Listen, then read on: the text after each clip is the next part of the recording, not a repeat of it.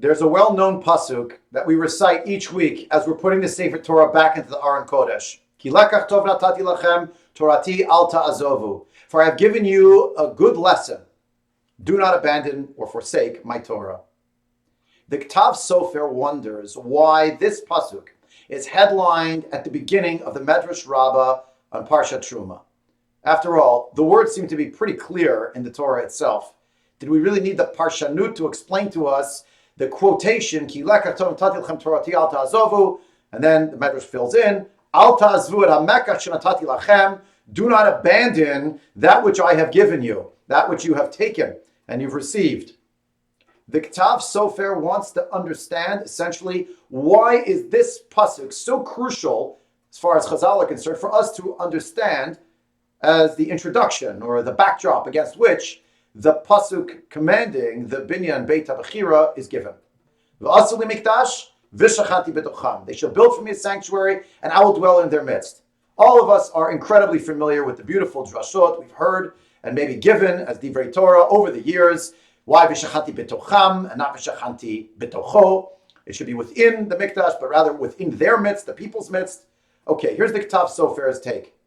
He says that the mikdash, on the one hand, is obviously a great opportunity for Klal Yisrael to use the vehicle to matire themselves in the case of, God forbid, a chet. Fine. But is there some kind of a pitfall, I would say? Something that perhaps undermines another religious value. He explains as follows. Before the Makom HaMikdash existed, as a concept even, a person realized there was almost no mechanism for kapara. Therefore, they would be on their best behavior. There's a great concern. What could we do? But there's a question of to whether or not the construct of an external physical building, a location you could go to make redress, had somehow outsourced for people their sense of direct connection to HaKadosh Baruch Hu and the sense of his presence in their lives, such that they would be incredibly careful about doing something that could rupture that relationship. V'lachein, says the Ktav Sofer, he's here Hashem v'asu l'mikdash aval lo yasiru oti milavavam al yedei zeh. Not to permit the building of the mikdash to somehow enable a distance or a removal of HaKadosh Baruch Hu from their hearts. And therefore, it continues, v'shachanti b'tocham, ki tamid ehyeh takua bilvavam, v'yazkiru oti tamid. I should remain fixed in their hearts, notwithstanding the fact that they build a building.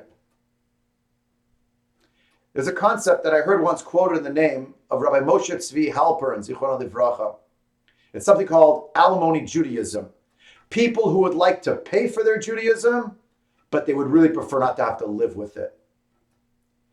No one is suggesting that those who engage in the great mitzvahs of tzedakah, who send their kids to day school, who are involved in Jewish life and quite literally put their money where their mouth is, to engage b'chol me'odecha in order to contribute mightily to Jewish causes.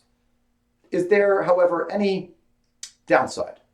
Is there any possibility of having done so, having consigned one's commitment to the giving to something external of oneself that has perhaps made a person feel, I've done my part? None of this is to gainsay the reality that people who give ought to be celebrated. We give. That's the nature of what we try to do as Jews. And yet, the Ktav Sofer says, be careful. The Medrash is teaching us here that when it says, V'yikhu li truma, and we know Rashi quoting, li lishmi, me for my sake, and not for selfish reasons, not to give for the sake of aggrandizement, but the Ktav Sofer says it's also for the sake of not deciding that one has, I use the word again, advisedly, outsourced their relationship to HaKadosh Baruch Hu to a building or a place. And therefore, the Medrash wants us to unite these two concepts. Ki lekach tov natati lachem means I've given you a good lesson here in the building of a mikdash, in the hava'at korbanot, but in time, in the same pasuk, Torati al ta'azovu, don't abandon my Torah. And he said this is what Chazal are communicating about this pasuk. V'asu li mikdash, v'shachanti betocham. The one should not come at the expense of the other. Yiratzon, we should be successful to communicate this to our families and to our communities and even to ourselves. Wishing everyone A Shabbat Shalom.